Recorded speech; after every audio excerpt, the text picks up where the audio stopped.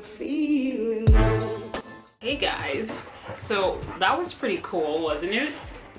We got like 1,000 new subs.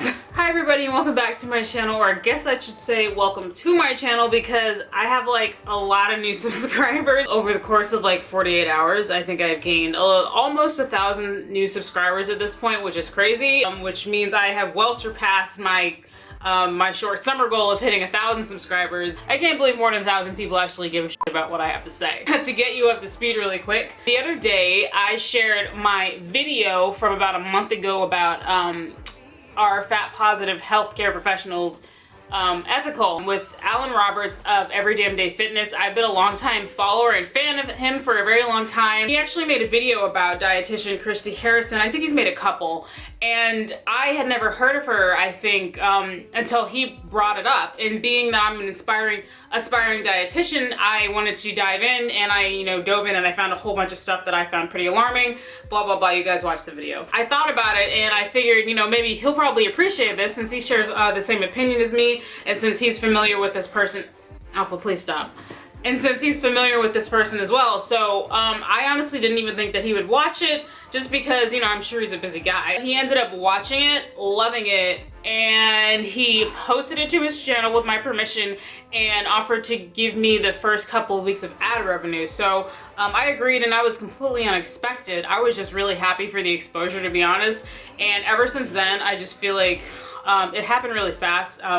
My subscriber count has more than doubled, and I'm getting all these new comments and DMs from everybody who loved my video and all the support, and it's just really, really awesome. So I kind of want to take the time, first of all, to say thank you to you guys, and thank you to Alan. I have said this probably a million times to him on all my social media platforms, but I feel like I can't say it enough. So thank you again, Alan, for sharing my video. I really appreciate the exposure and the support. Thank you. Also, since I have a ton of new subscribers, I guess I wanted to introduce myself really quick and talk a little bit about that video. Alan mentioned it already, but my name is Brianna. I'm an aspiring bariatric dietitian. My undergraduate degree is in biology from East Carolina University. When I first started college, I was actually sort of on a pre-med track. I wanted to be, I wanted to be some kind of doctor because I love biology. I love human anatomy and physiology. Toward the end of my college time as an undergrad, my interest shifted to nutrition. I was almost done with my bio degree though, so I just went ahead and pursued my biology degree,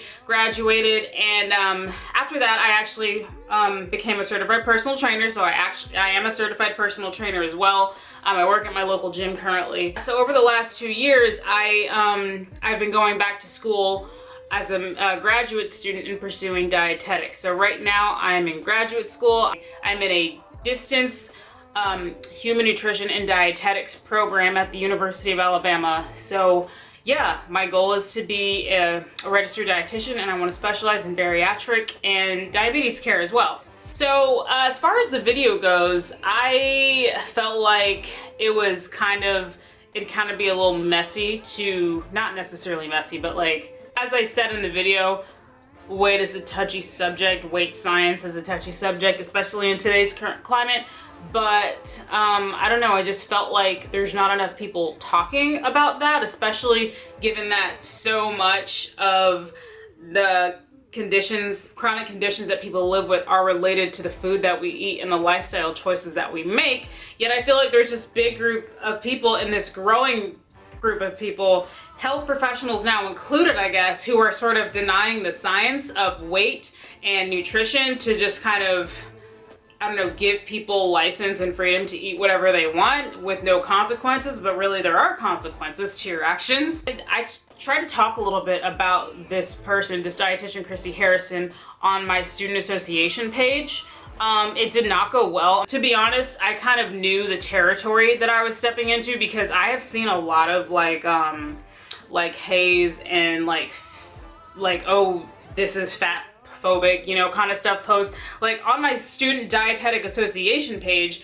And so I really kind of knew the territory that I was stepping into, but I really thought that at least some of my peers would be like forward-thinking, science-minded, pragmatic individuals, but I guess not. Ultimately, the tone of my post, I was asking the question, why is it okay that she is a dietitian? You know, she appears to be violating the Dietetics Code of Ethics, or the COE for short. The Dietetics Code of Ethics is basically like, think of like the Hippocratic Oath for doctors.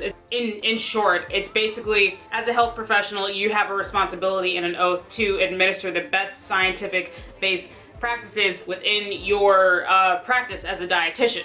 I don't understand why it's science-based for a health professional to say there's no evidence that higher weight is linked to disease or something, whatever she said. I quoted her in the video. When there's decades of evidence that strongly suggest otherwise. Most of the conversations were actually good, but a lot of people really, everybody who commented was kind of just in defense of some of the posts that I shared, and I was just like, I don't understand how you can be an aspiring health professional and, you know, think, for example, that, you know, it's not necessary to tell someone with celiac disease that it's okay to eat gluten.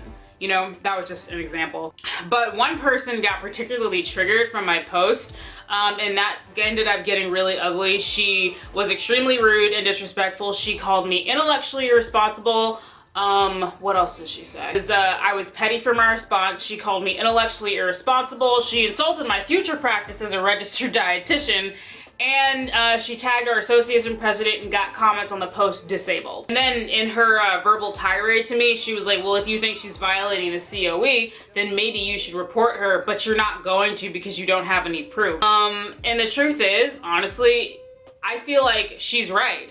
I'm not going to not report her not because I don't have proof, because there's plenty of proof on her social media page and probably in that book of hers, because I'm still in school. I don't have a lot of pull in this area. You know, I'm a student. If I were to go onto her Instagram page, I'm talking about Christy Harrison. If I were to go onto her Instagram page and ask a question in opposition of her, or ask a question just challenging her her opinions, because they are her opinions, I would get viciously attacked, you know? And probably one of the #1 things that a lot of people would say is, well, you're not a professional, she is.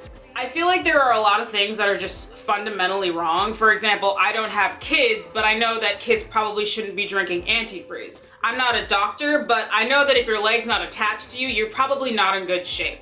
There are things that are just fundamentally wrong, and a healthcare professional outright denying science for the sake of social justice is just one of them. So also mentioned in the video, one of my peers later, after comments on my post were disabled, one of my peers sent me a private message, and we were like having a conversation, because she was just kind of like, hey, what the heck? You know, we were talking, you know, she was surprised that the comments were disabled, and she actually was like, you know, I actually agree with you. I feel like Mrs. Harrison posts a lot of things that can be dangerously misinterpreted, and I think a lot of her ideas can be dangerous.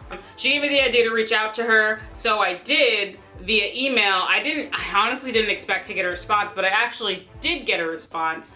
It wasn't from her, it was from a person in her office, and we actually ended up going back and forth for a while. I actually feel like the conversation was really civil. It was a good conversation.